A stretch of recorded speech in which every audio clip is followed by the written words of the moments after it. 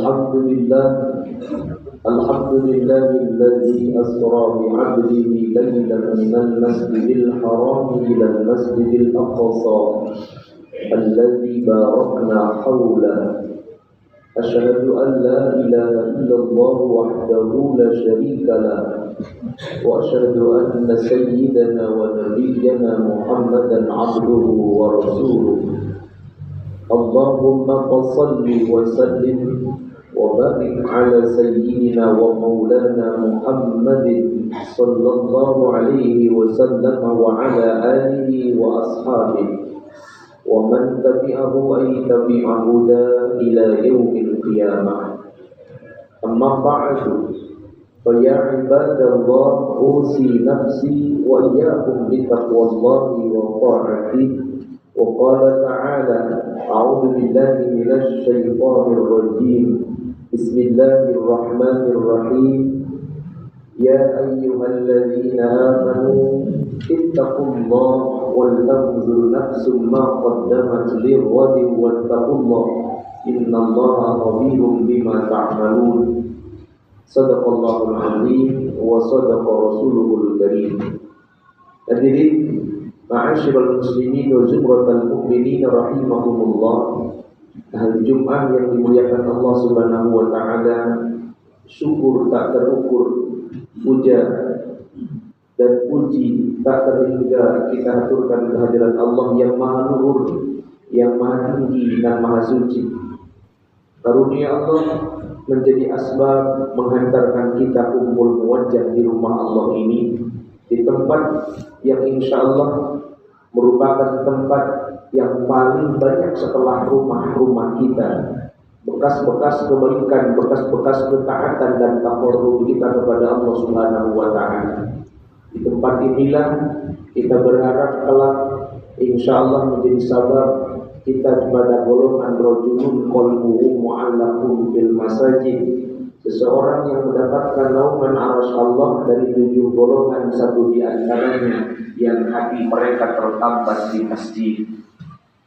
Salawat beriring salam dihaturkan, dicurah limpahkan semoga untuk baginda alam Nabiullah Muhammad sallallahu alaihi wasallam, manusia paling istimewa yang paling layak kita cinta, bahkan melebihi cinta kita kepada kedua orang tua, melebihi cinta kita kepada diri-diri kita. Ialah manusia yang tidak ada celah untuk dicela. Ialah menjadi suri tauladan terbaik kita. Siapa yang mengikutinya selamat bahagia dunia akhiratnya. Semoga keberkahan diberikan kepada keluarga, sahabat dan para pengikutnya, termasuk kita semua yang layak mendapatkan syafaatnya. Amin. Hadirin rahimakumullah, khatib berwasiat, mari sama-sama kita jaga, kita rawat, kita tingkatkan untuk terus taqarrub kepada Allah dengan ketakwaan kita, agar kemudian usia yang diberikan Allah Subhanahu wa taala menjadi usia yang diberkahinya. Karena keberkahannya mungkin bukan panjangnya, bukan berapa lama kita hidup di atas panggung dunianya, tetapi seberapa manfaat yang kita bisa berikan, seberapa banyak pahala yang bisa kita kumpulkan, dan seberapa kebaikan yang kita persiapkan. Ittaqullah haqqa tuqatih wa la tamutunna illa wa antum muslimun. Hari ini hari libur nasional oleh pemerintah ditetapkan sebagai hari di mana kita memperingati peristiwa besar Isra wal Mi'raj baginda Nabi Muhammad sallallahu alaihi wasallam. Sebuah peristiwa yang terjadi mungkin di luar nalar dan di luar akal pada saat itu, walaupun sebagian menjadi hal yang biasa dan niscaya mungkin saja pada kesempatan saat ini. Waktu itu belum diterima 1250 km ditempuh dalam waktu yang sangat singkat dari Masjidil Haram ke Masjidil Aqsa. Waktu itu membutuhkan waktu tidak kurang dari 1 bulan perjalanan menggunakan unta. Tetapi saat ini kecepatan supersonik pesawat canggih yang hampir mendekati cahaya itu mampu menerbangkan seseorang dari Masjidil Haram ke Masjidil Aqsa 1250 km dalam waktu 15 menit saja. Waktu itu tidak mungkin, sekarang menjadi mungkin. Tetapi ada sesuatu yang sampai hari ini belum terkuak rahasianya, yaitu Mi'rajul Nabi Muhammad SAW dari Masjidil Aqsa ke langit pertama hingga langit ketujuh, bahkan sampai dengan Sidratul Muntaha yang indah Jannatul Ma'wa, yang di samping Sidratul Muntaha itu ada surga. Sampai hari ini belum terkuak rahasianya.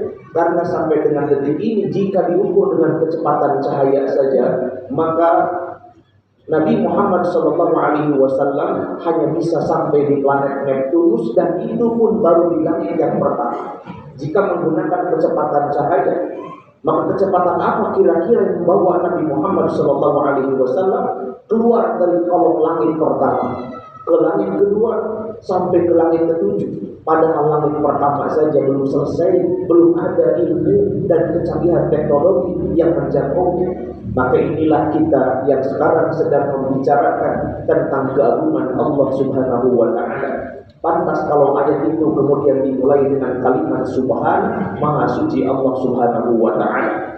Maka kita mendapatkan begitu banyak hikmah tentang peristiwa Isra dan Mi'raj Nabi Muhammad SAW yang terjadi pada tahun ke-10 atau ke-11, karena 8 pendapat para ulama tentang kapan terjadinya Isra Mi'raj Nabi Muhammad SAW.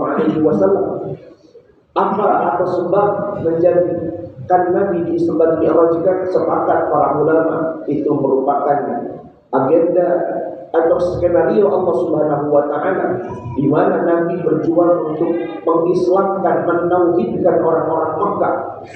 Kurang lebih 13 tahun di Mekah, hanya 313 yang mendapatkan hidayah.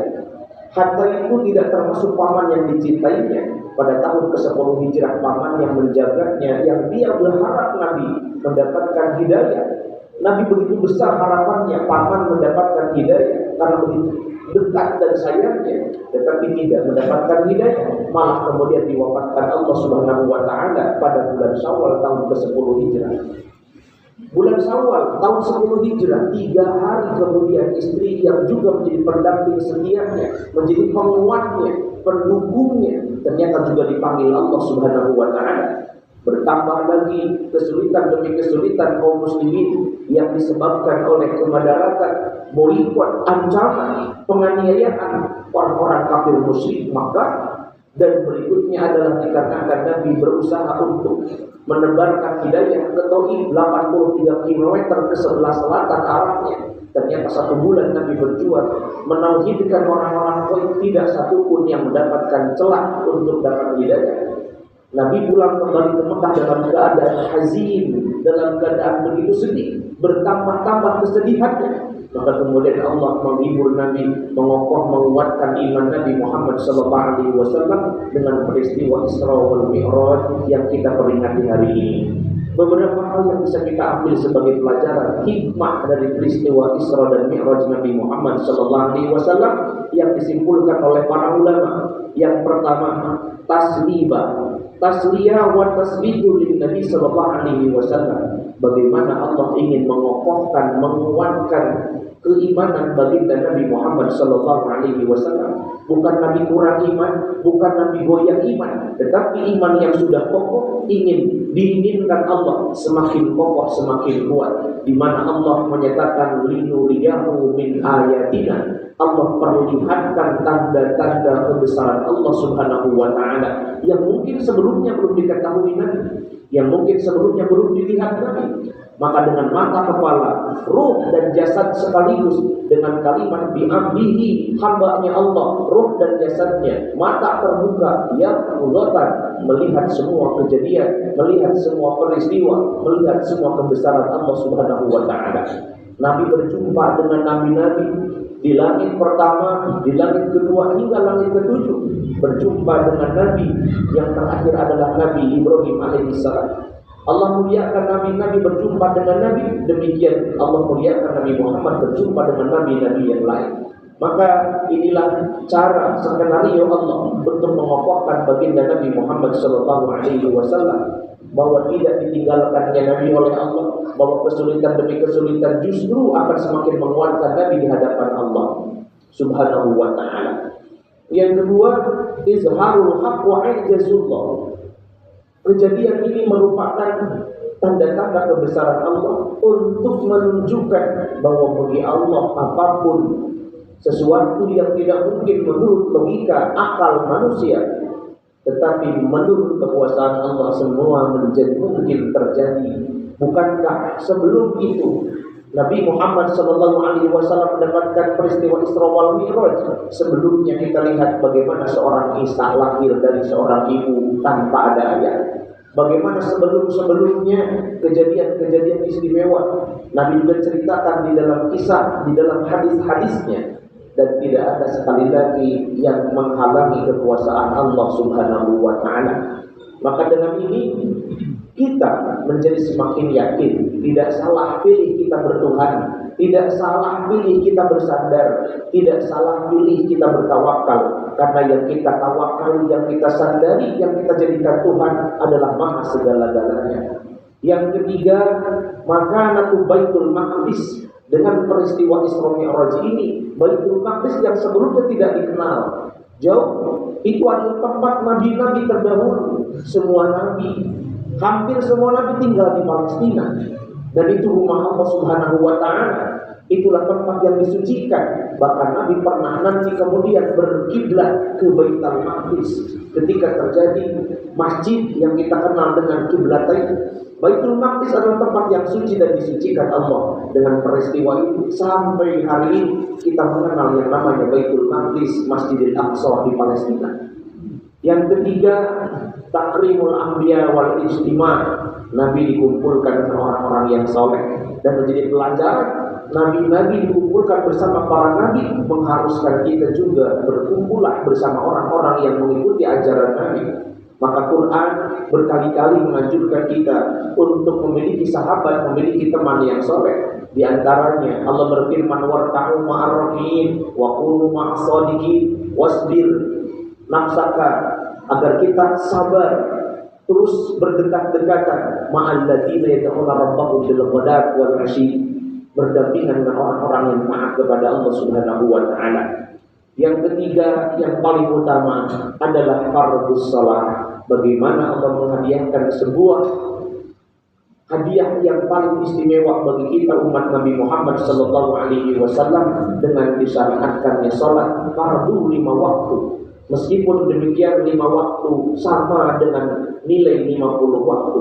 Bagi kita, bayangkan saja kalau tidak ada salat dalam kehidupan kita, betapa lalainya kita, betapa jauhnya kita dari mengingat mendekat kepada Allah, betapa dunia akan sangat membahayakan kita kalau tidak ada kesempatan untuk bersujud merapat mendekat kepada Allah Subhanahu wa Ta'ala.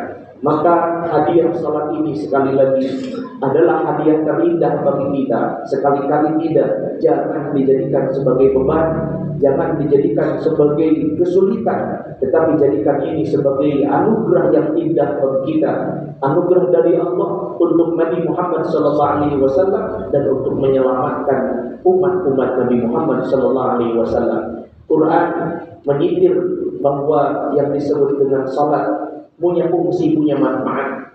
Salat adalah imaduddin, dalam hadis Nabi disebutkan sebagai tiangnya agama. Bagaimana agama kita bisa tegak lurus? Bagaimana bisa kita tegakkan semua jika kita tidak memiliki tiang?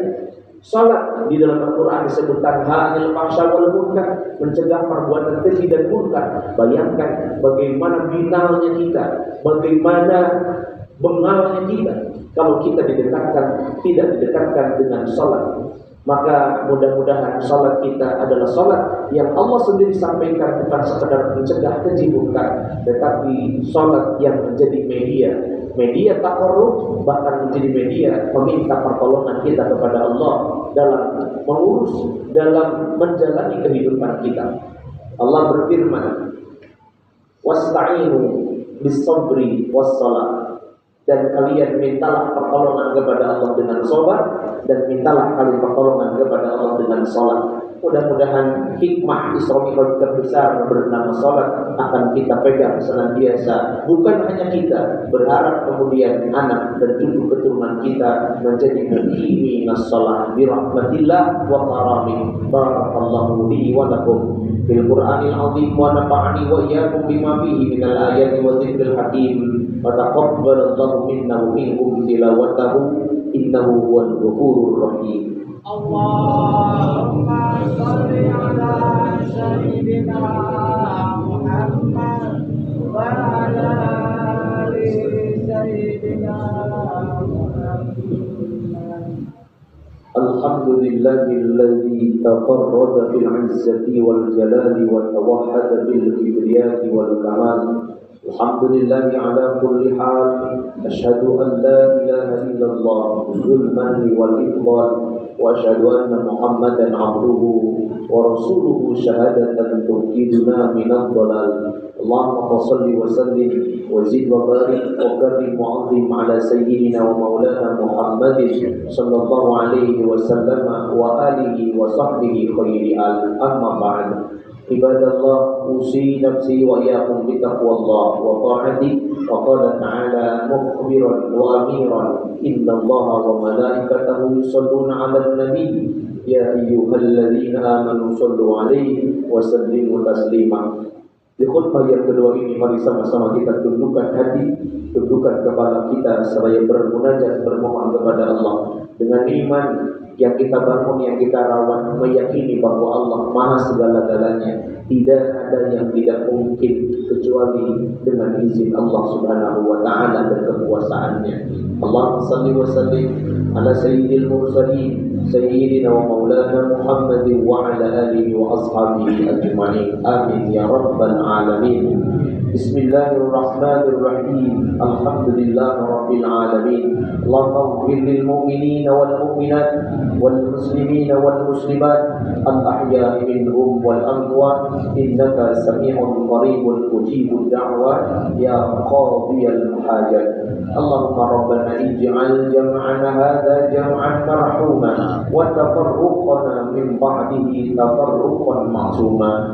Ya Allah, Yang Maha Pengasih lagi Maha Penyayang, di kesempatan yang mulia ini Engkau muliakan kami dengan mendudukan kami di tempat yang mulia. Dengan karunia Engkau hadirkan kami untuk taqarrub, menunaikan hak-Hakmu yang menjadi kewajiban kami, yakni melaksanakan ibadah salat Jumat. Ya Allah, terima kasih Kau hantarkan hidayah kepada kami, dan kami bermohon kepadamu di tempat inilah kami meminta di bulan Rajab yang mulia. Jangan Kau biarkan siapapun di antara kami meninggalkan tempat ini kecuali telah Kau ampuni dosa-dosa dan kehilapan-kehilapan kami. Ampunilah dosa-dosa guru-guru kami, orang tua kami, para pemimpin-pemimpin kami, saudara-saudara kami, pasangan-pasangan kami, dan keluarga kami. Ya Allah, jangan biarkan kami tinggalkan tempat ini dengan hajat-hajat kami, dengan keberkahan hari ini kecuali telah Kau kabulkan hajat-hajat kami. Mudahkan urusan-urusan kami. Ampuni kami ya Allah, maafkan kehilapan kami ya Allah, berkahi kehidupan dan kematian kami ya Allah. Bi rahmatika ya arhamar rahimin. Allahumma barik lana fi Rajab, di akhir bulan Rajab ini kami mohon keberkahan-Mu dan datangkan keberkahan untuk kami di bulan Sya'ban yang akan kami jelang. Berkahi kami di bulan Sya'ban, sampaikan usia kami dengan kesehatan, keafiatan dan kesempurnaan iman, agar kami mampu menunaikan kewajiban, mengejar kebaikan demi kebaikan di bulan Ramadan yang kami nantikan. Bi rahmatika ya arhamar rahimin. Wa sallallahu 'alal mursalin walhamdulillahi rabbil alamin. Ibadallah, innallaha ya'muru bil 'adli wal ihsani wa ita'i dzil qurba wa yanha 'anil fahsya'i wal munkari wal baghi ya'idukum la'allakum tadhakkarun wa la dzikrullahi akbar wallahu ya'lamu ma tasna'un.